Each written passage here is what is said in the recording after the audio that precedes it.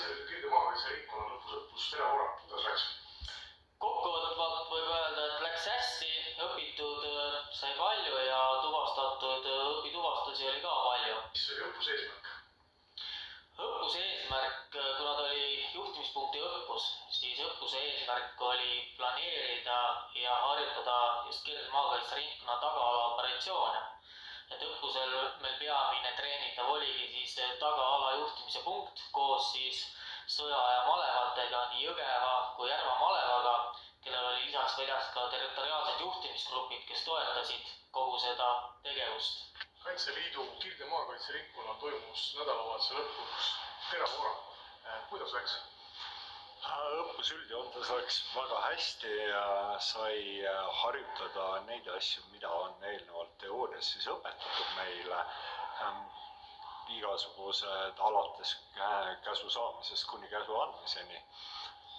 Koostöö teiste rühmaülematega väga hea ja kindlasti on mida kaasa võtta ja õppida siit, et praktilistel õppustel paremini läheks. Kuidas õppusel läks? Väga hästi läks. Mida sa seekord õppisid?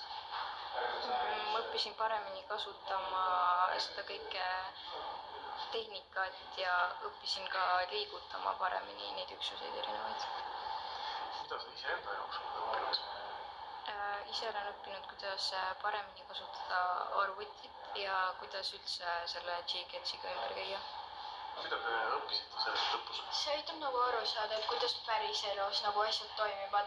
Et muidu sa võid näiteks mõelda, et kas või evakuatsioon. Et kutsun kohale 5 minutiga, nad on kohal, aga tegelikult võib kuluda päevi või tunde enne, kui nad jõuaksid sind evakueerima. Läbi nagu teleka või siis kuskilt uudistest kuuldes võib see asi nagu väga lihtne tunduda. Aga tegelikult, kui sa siis nagu hakkad nagu ise pead nagu kavandama näiteks politsei liikumist, siis see on tegelikult palju keerulisem ja palju rohkem peab ikkagi nagu nendesse detailidesse nagu vaatama.